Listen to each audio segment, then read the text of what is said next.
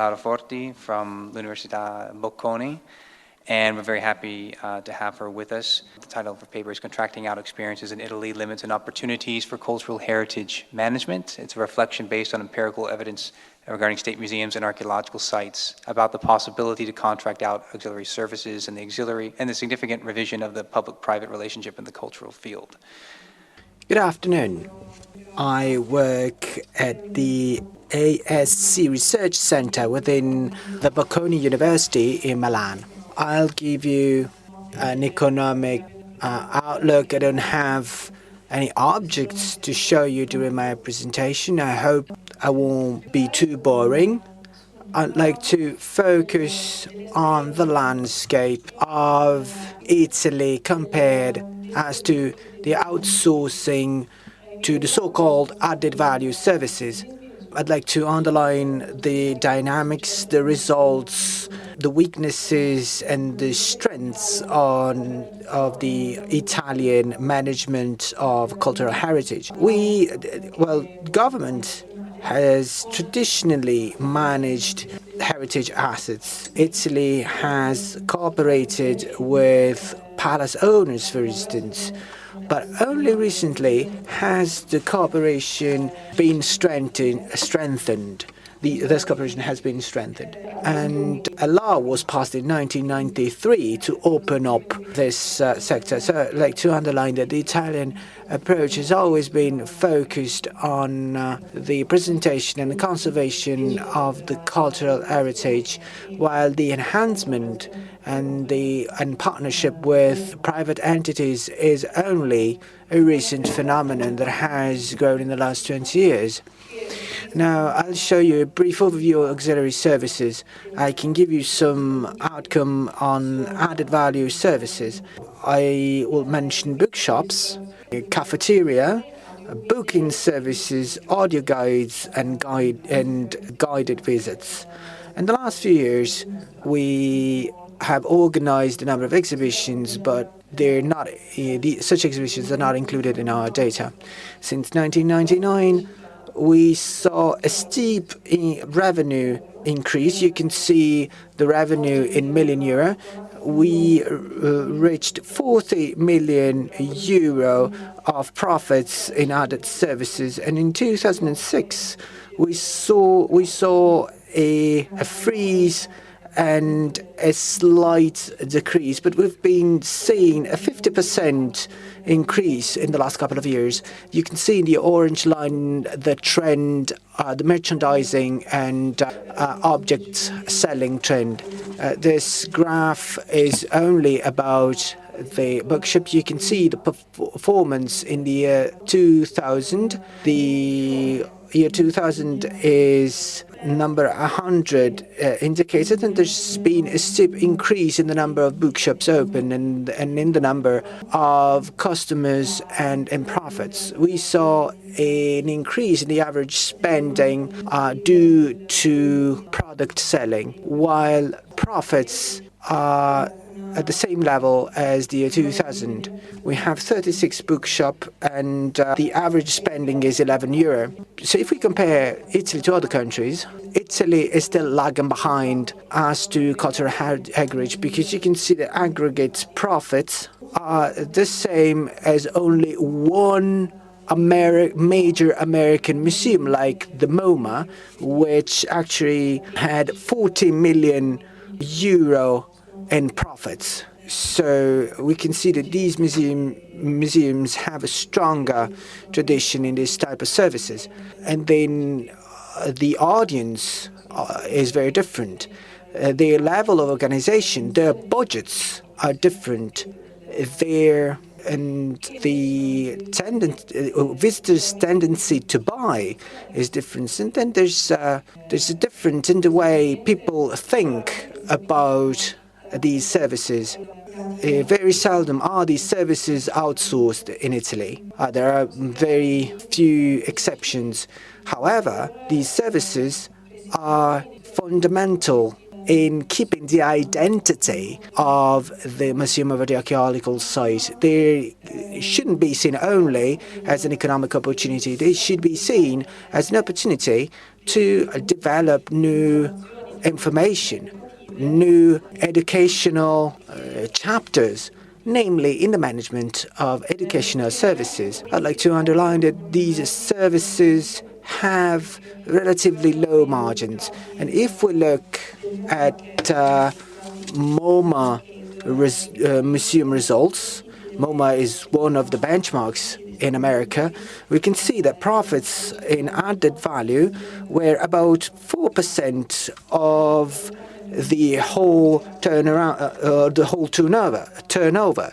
So in the MoMA used to spend only a slightly higher percentage of 4%. You can see the Italian case in this table. I pictured the Italians' 20 most important museums. You can see main institutions like the Uffizi Museum, the Colosseum, the Art Academy in Florence, who have a turnaround higher than €3 million, and intensity of the color corresponds to the importance of added value services. And you can see that the Uffizi bookshop is fundamental at the Uffizi Museum or at the Colosseum, while other institutions are stronger in bars and cafes. You can see the Gallery of Modern Art in Rome, which is very good in that respect. It is very interesting to pinpoint that these profits are related to, sometimes unrelated to, the number of tickets sold. Sometimes you see that added value profits are higher than profits due to tickets. And this money do not end up in the government's money because these services are managed by other companies, and the Italian government only takes a small percentage. So the Italian ministry takes around 15% of the revenue generated by added value services.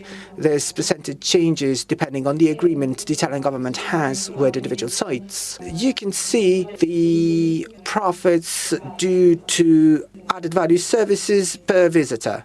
And you can see that there are starking differences depending on the museum. Uffizi are very good on that. I just wanted to underline that there are starking differences in the conservation of these sites. I only considered archaeological museums. I only included archaeological sites, and I divided depending on their UNESCO ranking. Some of them are, the blue ones are the UNESCO listed museums. The grey one are not listed in the UNESCO list, but they are part of UNESCO landmarks such as Rome's city centre, for its historical centre. And we can see the majority of national museums are outside of these patterns. And I just wanted to show you that 75% of sites within UNESCO centres have added value services, while non-UNESCO sites have only 25% of non-UNESCO sites have added value services with them. So the percentage is very much lower. UNESCO sites have an average number, a much higher average number of visitors. The vast majority of them pay their tickets, so ticket profits are huge. They have many added value services that you could see, and as to added value services, you can see that they have around 60,000 to 190,000 customers in their added value services, while non-UNESCO sites, so let's say minor sites who are not intensely visited have a much lower amount of visitors. The same rationale lies behind this table, but this table includes only known UNESCO sites. So these data, you can see that in Ostia Antica generates more than €1 million through restoration services and bookshop sales, while others are still very far from Ostia levels as to amount of visitors, as to profits per visitor. So I've drawn you a picture on known national archaeological sites, and we can see that our Italian cultural public heritage is huge, but the level of outsourcing to private entities is still very low. There's a very strong imbalance in outsourcing. The 1993 law was quite explicit. Private investors were invited in investing in national museums. We can see that return on investment is very good on national museums, but non-national museums are not as profitable as national museums. And then we can see that added value services are still very low on non-UNESCO sites. Bookshops are not adequate to make investments worth.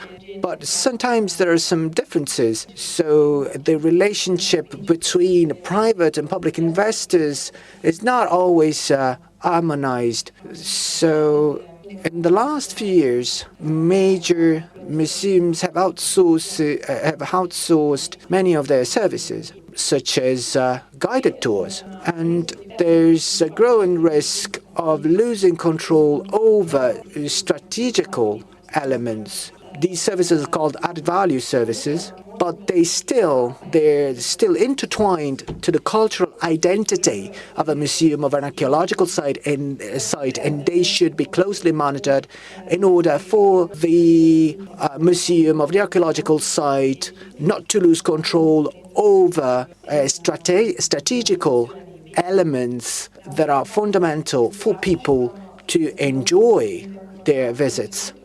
This study was very important because it gave us the opportunity to analyze cultural institutions. Cultural institutions are now fully aware that they must pay more attention on services delivered to publics. And these services are related to the use, to the visits the citizens pay to these sites. And institutions now are more aware of the importance of such services. We need to bring new organizational skills on these structures, new management skills to these cultural entities. So I'd like to underline that there's a new trend in managing these services. We saw structural changes in the management of museums. Now the entities managing the services within a museum have changed and the balance has shifted.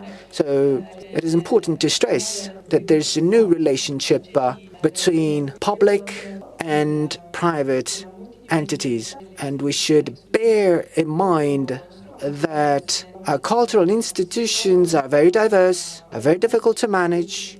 The audience is very vast and very diverse, and the benchmark scientific community is different from museum to museum. And so these institutions generate a hybrid value, and so our preservation and conservation needs should be joined together with the needs of enhancing these places. So museums and institutions should regain control over some activities related to the identity of the institutions. We need to strike the right balance, a more harmonized balance with private investors. So this study represents a new benchmark. This study represents a milestone in enhancing the relationship between private investors and government actors. So added value services should not be seen as only as an economic resource, but also as a resource to disseminate a more structured information about a museum.